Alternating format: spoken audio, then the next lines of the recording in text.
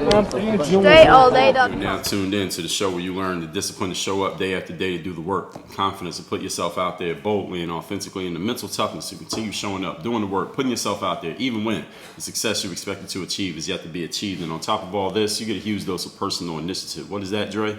That is a go-getter energy that moves any one of us out there, especially yourself. Yes, I really mean you, to go and make things happen instead of waiting for things to happen. We put all this together into one framework, one philosophy, one mindset. We wrote a book on this subject. We got a daily masterclass to listen to right now. We got a whole university dedicated to this. And all of this is called Work on Your Game. My name is Dre Baldwin, also known as Dre All Day, and welcome to the show. And today's topic is when they try to box you in. What to do when people try to pigeonhole you into a certain position in life, and you want to move about, but people are trying to keep you in that same spot as if there's nothing else that you can bring to the table. I talked about this. Well, I touched on this. Some of the principles we're going to talk about here today, I touched on fully in episode number 1636. The topic was how to reinvent yourself.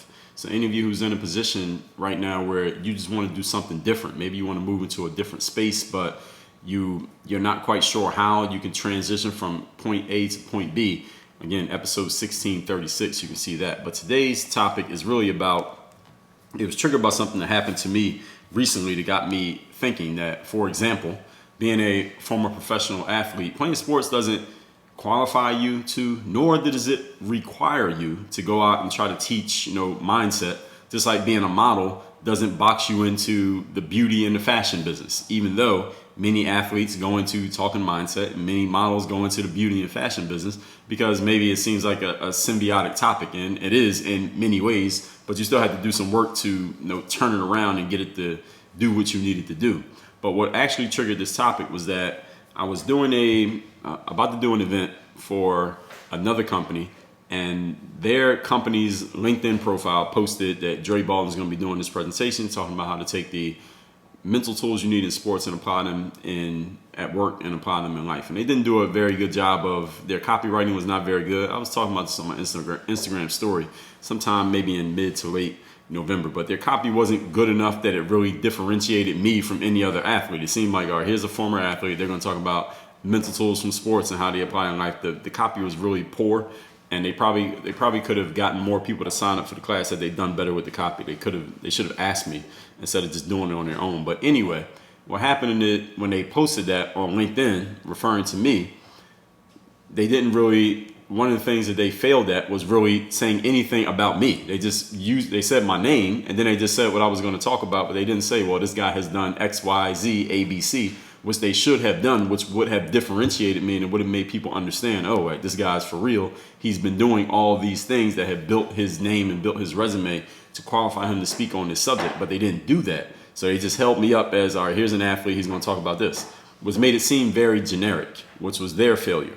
And if they ask me, maybe they will have already asked me, past tense, by the time you listen to this. But what happened when they posted that was that their LinkedIn profile is pretty popular. So a bunch of people saw it and liked it and commented and things like that. Now, LinkedIn is a pretty civil place when it comes to the back and forths in the comment section. So nobody was saying anything negative, but a woman did say something that caught my attention that led to this episode right here. And those of you who know me and know my material know that everything becomes material.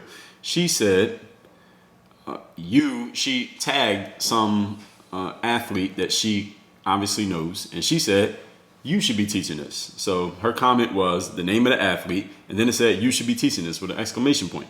Now, I don't know who the person was that she tagged. So I clicked on this person's name, and I went and looked at their profile. And it was apparently, looking at their little bio blurb, a former NFL player who now teaches mindset, believe it or not. So I went and Googled the guy, and I looked him up, and I saw that he had played for whatever teams in the NFL. And now he has, could you guess this? He has this trashy podcast, and he has this cliche titled book that's probably not any good.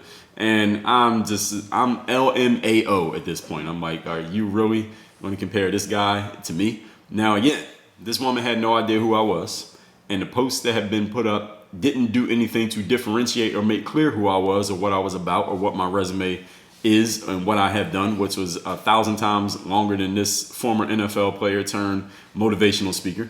So what led to this conversation that we're going to be having here today were the thoughts that I had when I saw that, and how several things. Number one, how it seemed like I was being boxed into, this former athlete turned, mindset coach, I guess if you want to call it, or motivational speaker, and then boxing me in with all the other athletes who do it, who, again, ain't shit, and they have not done anywhere close to the work that I've done to build what Work on Your Game has become and what my name has become.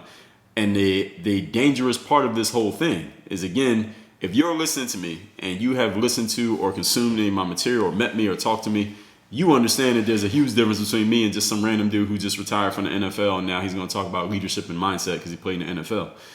You understand that. But the majority of people out there who have not heard of me, there's 8 billion people on the planet. So even if a million people are listening to this, there's a whole bunch of people who aren't.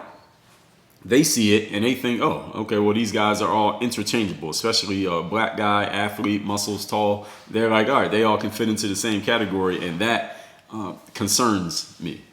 So that's why we're having this conversation here today. So that's what this topic is for. That's what it's about. It's coming from that, but it's not really 100% about that. Any of you can use this from wherever you come from, because wherever you come from, what you've done, the neighborhood you're from, what kind of jobs you work at or have worked, the businesses that you've been in, what you look like, your religion, your race, your color, your age. People will do the same thing to you, just in different ways. I'm just using the example of my own experience being a black guy who played professional sports. Now I am known for talking about mindset. They try to put me in a certain box. Now you might be a white woman coming from some rural area and you worked in maybe something in religion. Now they're going to put you in a certain box. So you will understand 100% what I'm talking about here. And many of you who's listening to me right now have been through this. You know exactly what I'm talking about. So let's get into the points without further ado. Today's topic, once again, is what to do when they try to box you into a certain position. In 2014, I'll tell you this story. I mentioned this story before and I've actually written about it. I went to this event where this 2014, I was just starting to get out of basketball, playing basketball. And I wanted to figure out what I would do next. I decided it would be professional speaking. I wanted to see if there was a way that I could take all this stuff that I had created through the weekly motivation videos I used to do every Monday on YouTube for 400 plus weeks. How can I translate that into something that can apply tangibly for people who are not athletes and take it off of YouTube? I wanted to expand way beyond just YouTube videos, because I knew from very early on, even when I started doing YouTube, when YouTube started to become a thing to do as a way to make money, I knew that wasn't going to be my full-time thing ever, and it never was, because YouTube was taking too much of the revenue. There was no negotiation, and I didn't own the platform. These are things I talked about back in episode 11-14 about how much the social media mattered to your business.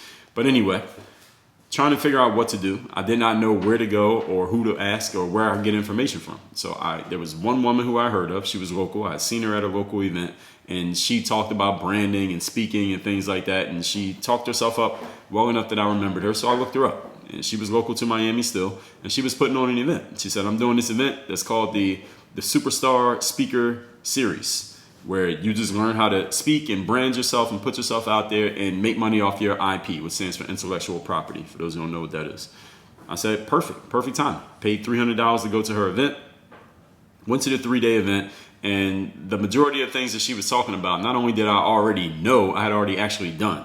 And you all know that I tell you that you don't really know something until you actually done it. Many of the things she was telling people to do, I had already done. She was talking about making sure you have your profiles on social media, and what your brand is, not what you say about you, is what Google says about you, and a lot of remedial shit. Remedial for me. Maybe it wasn't remedial for the people in the audience. But anyway, we get through the whole event. It was not that much substance that came out of this event, but you don't know till you go there. She was a good salesperson because she sold me a ticket, so got to give her credit for that. We got to respect the game, respect the hustle. At the end of the event, she goes around table to table, person by person. There's about 100 people there. And she's just talking to each person and making sure that everybody has an action plan of what they're going to do when the event is over, which is a good thing to do. But by this point, she is completely spent. She was the star of the whole event. She did all the talking for 3 days straight, the majority of the talking for 3 days straight. And she's pretty damn tired. I can see it in her face. She was tired. By the time she got to my table, I was probably in the second half of the group. As she's going person to person, she's asking me, what do you want to do? Now that you are, I told her, hey, I'm the former athlete. Remember we spoke on the phone. I'm trying to figure out what I'm going to do next. She said, okay, well, what do you want to do? I said, well, I want to get into professional speaking. This woman looked at me like I was crazy when I told her that I wanted to become a professional speaker. And she said, you haven't done any speaking all weekend. And I want y'all to understand the context of the event. This event is all of us are sitting in the audience. She's up on the stage. She's doing all the talking. We have these little booklets she gave us. And she's saying her things and we're taking notes. So this wasn't the type of event where I was expected to speak. I wasn't coming there expecting to say anything. I was coming there to learn, not to give knowledge, but to receive knowledge. That was the whole point of me coming there. She said, you haven't spoken all weekend. And her thing was, one of the little quirks of her event was she would ask a question, or she would let people ask questions. And she would say, anytime you come up to ask a question, or you get the microphone to ask a question, you say your name and then you say your little tagline. So you could say, hey, I'm Mike and I created the new supercomputer, or I'm Jason and I created the unbreakable iPhone screen. And that's the way you need to present. You needed to introduce yourself every single time you got the microphone. And this was only if you were asking a question or you were answering a question. If somebody in the audience asked the question, somebody else in the audience might be able to answer it better than the woman who was giving the event. So this is how the whole event went. And of course, you're going to have your super people who are always answering questions. They're always talking. They're all engaged and into it. And this woman is pretty well known in South Florida. So she had done these events before. And so she had people who would just come to the events over and over again. They were masturbating on the information. And I didn't say anything. This is my first time at the event. I didn't really have anything to offer any of these people. I'm coming out of the basketball world and posting YouTube videos. Nobody asked about playing basketball or making YouTube videos. So I didn't really have anything to offer. And I'm the type of person who knows when to speak up and when to be quiet. So I was saying nothing all weekend. I'm just listening. And she looked at me like I was crazy and told me, you haven't spoken all weekend, as if that disqualified me from ever being a professional speaker because I didn't ask a question or answer a question during the entire weekend that she's running her little event here in South Florida, which was hilarious to me, first of all. Then, more important than that was a pretty important thing as well. But more important than this, her point of coming to my seat was for her to help me have an action plan moving forward, remember? So this is what the action plan was from her. This is the expert that I had paid $300 to come to her event. Let me tell you what she told me I should do. She said, you should go speak to colleges about basketball. That's what she told me. Now, bitch, I just paid you $300 and came to your event for 3 days for you to tell me, a basketball player, that I should go and speak to college basketball teams about basketball. This is the kind of stuff that you get sometimes when you go to certain events or you deal with people who present themselves as experts who may turn out to be something less than that. Anyway, that's something that you can keep in your back pocket for future consideration. But let's move on to the rest of the topic here. Here's something recent that happened. All right. And this is with a woman that I was speaking to her about making some video content for me. And I was saying, hey, I have all this, I have audio content, I have video content, I have B-roll footage. I want somebody who can take this audio from shows like this one that you're listening to right now and combine it with some of the B-roll footage that I have and make some videos that I can use on maybe YouTube or other platforms on social media. And the woman said, cool. I took a look at your stuff. I took a look around on your website, and I see you got the show and you got your website and your books and all this stuff. It's cool. You got great stuff. I'm a fan of your work. And I've heard this same thing happens every single time I'm looking to hire someone who's going to do freelance work. The same conversation happens every single time. So she said these things. I was expecting them. Fine. I appreciate it. And she starts to put some stuff together. I hadn't even given her any of my material, so I guess she just went online and downloaded some stuff on her own, which is fine. And I remember the first thing that she said to me, she sent me an email after she got to look at my stuff, and I gave her an idea of what I was looking for. And she said, well, Dre, I think your target audience, at least where we could start with, is, you can talk to, urban youth and kids who come out of high school who need some direction and, they kind of left their neighborhood yet and they're trying to figure out where they need to go, et cetera, et cetera, et cetera. My response to that, not what I said to her, I'll tell you what I said to her in a moment, but my initial response was, I'll give you 3 letters, SMH. And the reason why my response was SMH is because this woman, who is a white woman from some suburb, she was trying to box me in to what category she thought I would appeal to just based on my appearance. I completely understand. I wasn't mad at her for thinking the way that she was thinking and for saying what she was saying, because most people who look like me, and who come from where I come from, they are not qualified to step outside of that box. I happen to be qualified to step outside of that box, and I'm an exception to that rule, whether it be with the athlete world or just a young black guy who wears the tank tops and hats and has tattoos, and the way that I dress with the basketball shorts and basketball sneakers almost every single day. I understand why she was putting me into that box. That's the only thing that she knows. She wouldn't know any different, and she didn't know me. I mean, she saw my material on the internet, but she didn't really know anything else about me. So I understand, but this is the box that we get put in. This is the box that I get put in by, if someone's looking at me from the athlete world, they say, oh, well, you could talk about motivation or talk to basketball players. Or they're looking at me from outside of that. They say, oh, well, you wrote books, so you have a podcast, you have YouTube videos. Okay, so you're not just talking to basketball players, so you can talk to these urban youth. Or you can talk to these people from the hood, because that's what they think I can appeal to, and they're not wrong. But I told her, I replied to her and let her know, listen, I could speak to those people in my sleep. You think I need to ask, you think I need you to tell me that? You think I need to pay this woman in South Florida $300 to tell me I can speak to athletes or to some kids coming out of the hood? I don't need your help for that. I can do that without ever talking to you. So this is what happens sometimes when people are trying to box you into a certain space just because of their perception of who you are and what they think you're capable of. Let's move on to point number 2 with all that groundwork laid here. The topic, once again, is when they try to box you in life. The reason why I am the exception here, and this episode is not really about me, but even when I'm talking about myself, I'm going to translate this so you understand. The reason why I can call myself an exception, the same reason why you could call yourself an exception to whatever groups they try to box you into based on how you look, where you come from, what you've done, your background, your career, resume, etc., is because I've done the work. I'm the exception with the athletes because I've done the work. The reason why I can teach the presentation, taking a pro athlete mentality and teaching how it applies at work in life, because I've done the work to develop that material. The reason why, even though I come from the neighborhood, I'm not limited to only speaking to people from the neighborhoods, because I've done the work to expand my reach. I created frameworks for every topic that I have. I give you a different framework every single day on this show. I've been on the stages where I stepped on those stages for free and worked my way up to getting paid for being on those stages, and will still do something for free if the opportunity is right. I've sharpened up my delivery to where it makes sense and it can land on the ears of people who know nothing about sports, even though I'm using the sports analogy, where it can land on the ears of somebody who comes from the suburbs, even though I don't come from the suburbs, even though they know nothing about the world that I come from. I've sharpened my delivery and developed my material and my skills to the point that I can do that. And I can say that I have this ability and I can prove that I can do it. And listen, what do you listen to right now?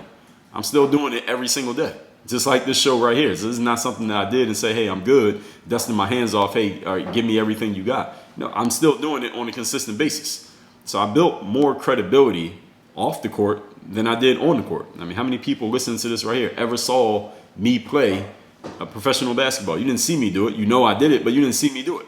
I built more credibility away from basketball than I did in basketball through doing the events, through establishing myself, through putting the work in, through putting the time in, through working on my game. All right, the exact thing that I preach to you every single day, I built the credibility to be able to say the things that I'm saying through actually doing the fucking work. All right, and these are just facts.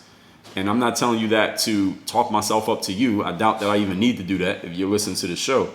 The point is, you would need to do the exact same thing.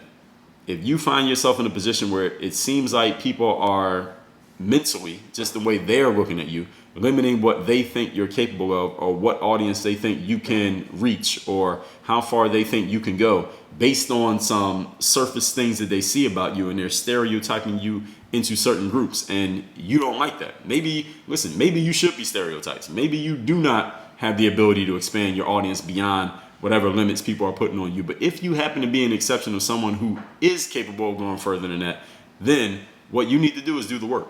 You need to put the time in. You need to be showing up every single day, doing the work, putting your work out there boldly and authentically, continuing to do so even when you haven't yet reached the success. And you got to start making things happen instead of waiting for things to happen. In other words, following the Work on Your Game framework that we have created and we're offering to you at Work on Your Game University and through this show right here and all the other material that we put out. You got to be willing to do that work. And until you've done that work, then you haven't earned the right to push back against that. And that woman, by the way, actually both of these women here that I'm mentioning, actually There's 3 women here that I'm mentioning. So the woman who left a comment on LinkedIn and said, tag that football player who I'm sure he was a great football player, but he's a bum off of the football field because he hasn't done anything in the thought leadership world even close to what I've done. When she tagged him, I left a comment and said to her, hey, come to the class and I'll change your mind about that. I didn't trash the guy because he didn't say anything, so I can't trash him based off of her comment. And she wasn't saying it to be disrespectful or be nasty towards me. She was saying it she was just talking up her friend, which is fine. But I had to, semi-lightly check her and let her know, listen, come to the class and I'll show you who should be teaching this class. Is the right person the person who signed up to teach the class is the right person to teach the class, which she didn't know. Again, she didn't have the information that she didn't have. Now, the woman who did the event that I went to as a speaker, I haven't even seen her since that event. But this last woman who was doing the videos for me and saying you can speak to urban youth, I responded and let her know, listen, as I just told you, same thing I told her, but I don't need you to tell me that I can speak to urban youth. But anyway, let's move on to point number 3. Today's topic, once again, is what to do when they try to box you in. I will never tell you what the issue is without giving you a start on how to fix it. Now, I've already given you plenty of start on how to fix this. If any of you ever find yourself being boxed in by people who are limiting what they think you're capable of based on who you are, where you're from, what you've done up to this point, or what they think you are capable of doing moving forward. When you want to get established in a new field, let me give you a breakthrough idea of how to get established in that field. You ready? You should write this down because you probably never heard it before and you may never hear it again. Here it is. Do the work. When you're looking to get established, you got to do the work. Doing the work consistently is the most humble thing you can do. Showing up every single day and doing the work is the most humble thing you can do. And that humility of doing the work every day earns you the right to step into the super you. Earns you the right to step into your highest level of confidence. It earns you the right to have a level of self-belief and boldness that some people will call cocky and some people will call arrogant simply because they can't understand it because they haven't done the work. They haven't earned the right to get themselves there. That's why they call you cocky, because they can't see themselves ever doing what you're doing. So there must be something wrong with it. But you got to be willing to do the work to earn your right to be in that position. That's what you have to do to establish yourself. Meaning, put the time into building a new career if you're stepping into a new one, the same way you put time into the last career. And this is something that many times when I'm doing interviews and people are asking me, Dre, how'd you do that transition from playing sports to getting into the thought leadership world and establishing yourself the way that you did? And one of the first things that athletes have to understand is that you're going to have to do the same work in this world that you were doing in that world. So if you get out of sports and you want to become an entrepreneur, you get out of modeling and you want to get into the fashion world, you get out of doing X and you want to do Y, understand that you got to put the same time in, the same effort in that you did in that old job. You got to put that same effort in the new job. And a lot of people are not willing to do that. Either they're not willing to do it, they're unaware of it, or they get smacked in the face with the realization that they're going to have to. And that's where they run into problems because they're not willing to put that time in. Most athletes, and again, I'm speaking on athletes because I come from the athletic world. Most athletes don't want to put that time into building their foundation the same way that I put that time into building the foundation of what I do now, which is why most former athletes suck at their next job when that job is not taking a direct skill from their past and applying it. In other words, athletes who don't go into coaching or training or being some kind of athletic performance, a lot of them fail at that transition simply because they're not willing to do the work. It's not because they're dumb. It's not because athletes are stupid. It's not because they only have one ability, which is playing that sport, even though there are some who are dumb. There are some who are stupid. And there are some who only have the one skill of playing their sport. But many of them have other skills. They got other abilities and potential within them. They're just not willing to do the work. And again, I'm just using athletes as an example. You can swap out athletes and put in however you describe yourself. And there are people from where you're from who do what you do. They fail to transition because they're not willing to do the work. They're not willing to earn their way up the totem pole in that other thing. And any way that they would want to reinvent themselves, they just don't want to do it. Again, I talked about this in episode number 1636 on how to reinvent yourself. So whenever they try to box you in, understand that sometimes you belong in that box because you haven't done the things necessary. You have not submitted the necessary requirements to step outside of the box. But when you're ready to do so, all you got to do is follow what I talked about here today. So let's recap today's class, which is when they try to box you in. And the thing that I said at the beginning here, playing sports does not qualify, nor does it require you to go teach mindset, just like being a model doesn't require or qualify you to go be into the beauty or the fashion business. And many stories that I told here today, I'm not going to recap these stories. But the point is this. if you want to be an exception, point number one, if you want to be an exception and step outside of the box, because people are going to try to box you in based on who you are, where you're from. We use stereotypes and we make generalizations about people simply because it makes it easier for us to understand who they are or what we think they are and to put them in a box, because it saves us mental energy. So don't be mad when somebody stereotypes or boxes you in. You can smile. Now, I didn't get mad when any of these people stereotyped or boxed me in simply because I knew I had more to offer. All I had to do was show it. I didn't have to prove anything to them. All I had to do was show it. I knew the resume was already in place. Just because they didn't see it, that ain't my problem. That's their problem. Point number two, you got to have the skills based on the fact that you've done the work. Have you created frameworks for what you're doing? Have you put the same time into your new career that you put into your old career? If you have not, then you are unqualified to be offended when somebody tries to box you in or stereotype you. Point number three, I'm not going to tell you what the issue is without giving you a start on how to fix it. So when you want to get established in a new field, here's the revelation. Do the work.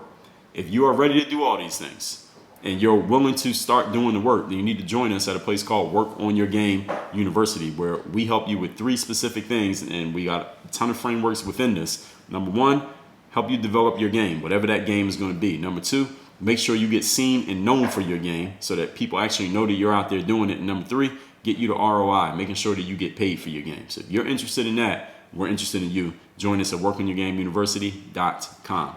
Work on your game. Dre all day.